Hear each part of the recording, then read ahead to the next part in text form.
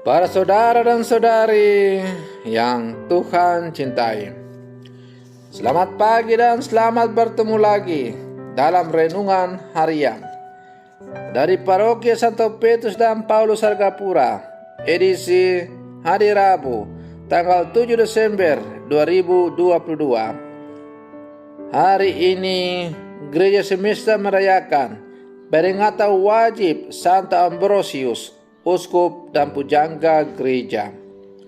Mengawali hari yang baru ini, kita hendak mendengar dan merenungkan sabda Tuhan. Marilah sebelum kita mendengar dan merenungkan sabda Tuhan, kita berdoa. Dalam nama Bapa dan Putra dan Roh Kudus. Amin.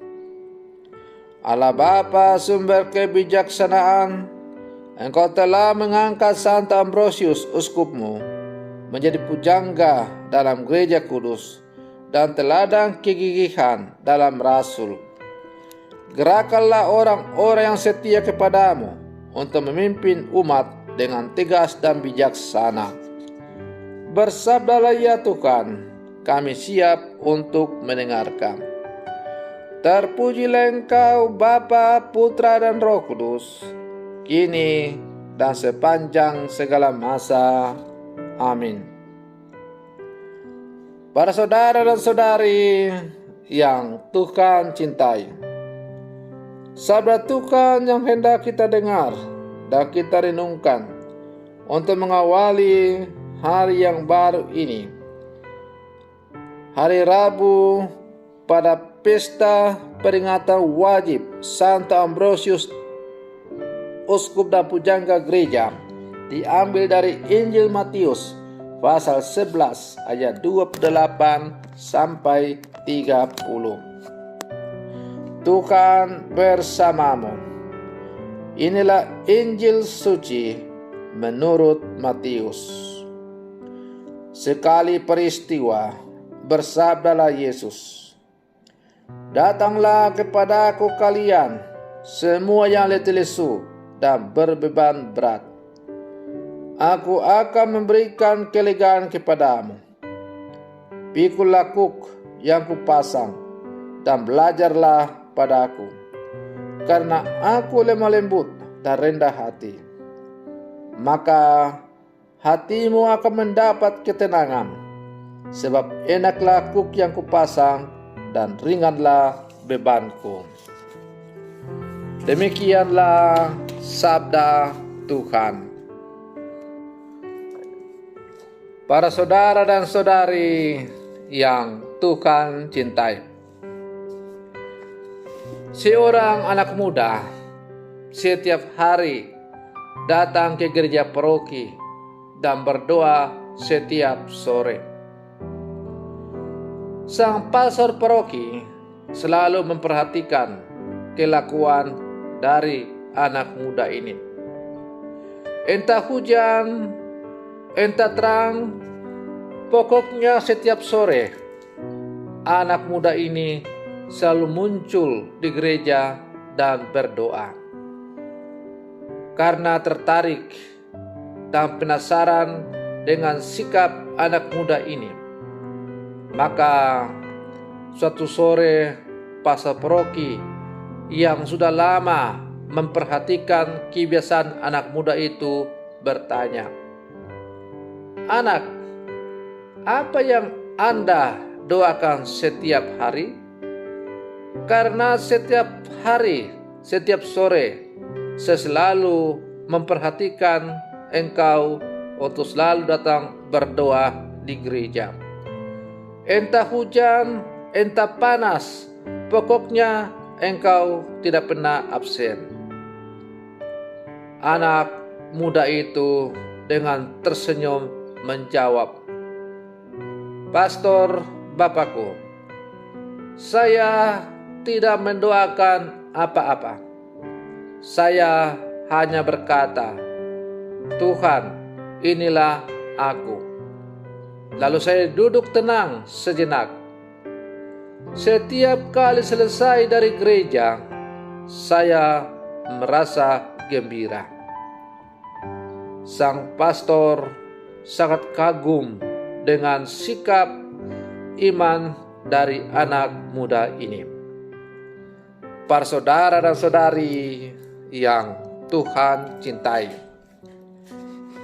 pengalaman pahit dan penderitaan di pembuangan membuat umat terpilih goyah dan merasa bahwa Allah meninggalkan mereka. Tetapi Allah melalui saya membuka mata mereka bahwa Dia bukan seperti para dewa. Allah yang menciptakan bumi seisinya akan senantiasa memelihara dan menjaganya. Dia akan memberikan kekuatan dan semangat baru kepada yang tidak berdaya. Siapa yang percaya dan akan mendapat kekuatan baru. Maka Yesus dalam Injil yang baru saja kita dengar bersama, yang dipendengarkan oleh gereja pada hari ini, menjanjikan kelegaan bagi siapa saja yang datang dan berguru atau berseru kepadanya. Dia mengundang siapa saja untuk belajar dan menimba kekuatan darinya. Memenuhi undangannya berarti bersedia mengikuti jalan yang ditempuhnya, yaitu jalan salib. Kalau kita setia memikul salib bersama Dia, kita akan mendapat kelegaan sesuai janjinya. Anak muda, sebagaimana yang saya katakan dalam awal renungan ini, yang setiap sore datang berdoa di gereja, entah dalam situasi cuaca apapun, ia selalu setia datang untuk berdoa. Dan sikapnya itu sungguh menarik dan membuat penasaran dari sang pastor paroki, telah membuat kita untuk menyadari bahwa anak muda ini datang ke gereja tidak berdoa apa-apa. Dia hanya berkata, "Tuhan, inilah aku." Sesudah itu ia dengan tenang duduk merenung di hadapan Tuhan, membiarkan dirinya diresapi oleh Tuhan. Dan sesudah itu ia pulang dengan hati yang selalu gembira, lega, dan bahagia. Maka mungkin juga sebagai orang-orang beriman, kita harus datang ke hadapan Tuhan. Mungkin kita tidak tahu bagaimana caranya untuk berdoa. Mungkin kita tidak pandai untuk merangkai kata-kata yang indah untuk berdoa kepada Tuhan. Tidak perlu gelisah, bimbang, dan ragu. Cukuplah mencontoh anak muda tadi, datang ke hadapan Tuhan dan berseru, "Tuhan, inilah aku." Dan kemudian duduklah dengan tenang, bersumpu di depan kaki Yesus, kaki Tuhan, dan biarkanlah Ia datang dan berbicara kepadamu lewat hatimu masing-masing. Dan pastilah kita akan merasakan kelegaan yang luar biasa. Para saudara dan saudari yang Tuhan cintai, bukan karena saya seorang pastor atau seorang yang belajar khusus dididik untuk belajar kitab suci, teologi, dan sebagainya, lalu saya menjual kecap untuk mempengaruhi umat. Tetapi jauh sebelumnya saya telah beriman kepada Allah. Iman saya itu dibentuk dalam keluarga yang saleh. Maka kalau kemudian saya sekarang menjadi seorang imam, itu adalah wujud jawaban saya terhadap iman yang telah ditanamkan oleh keluarga dalam hidup saya. Karena itu, apabila dalam menjalankan tugas pelayanan sebagai seorang pastor paroki, ketika mengalami beban-beban yang berat, maka ketika datang bersimpu di kaki Yesus dan mengatakan, "Tuhan, inilah aku apa adanya. Lihatlah aku dengan segala problem kehidupan sebagai seorang gembala yang saya hadapi dalam hidup ini. Dan kemudian duduk tenang merenung apa yang hendak Tuhan sampaikan. Yang pasti saudara dan saudari yang Tuhan cintai, satu hal yang saya rasakan, yang saya alami adalah ketika kemudian saya tinggalkan kapel setelah bermenung-menung di hadapan Tuhan, maka hati lebih tenang, hati lebih terasa damai, dan akhirnya kegelisahan mulai sirna dari pergulatan hidup. Para saudara dan saudari yang Tuhan cintai, undangan Yesus ditujukan kepada kita semua.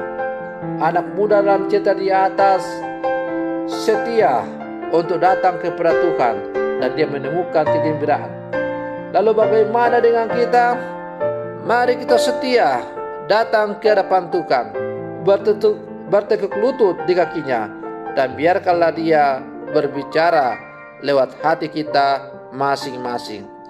Yakin dan percayalah bahwa hati kita sungguh akan terasa damai. Semoga demikian. Tuhan memberkati. Amin.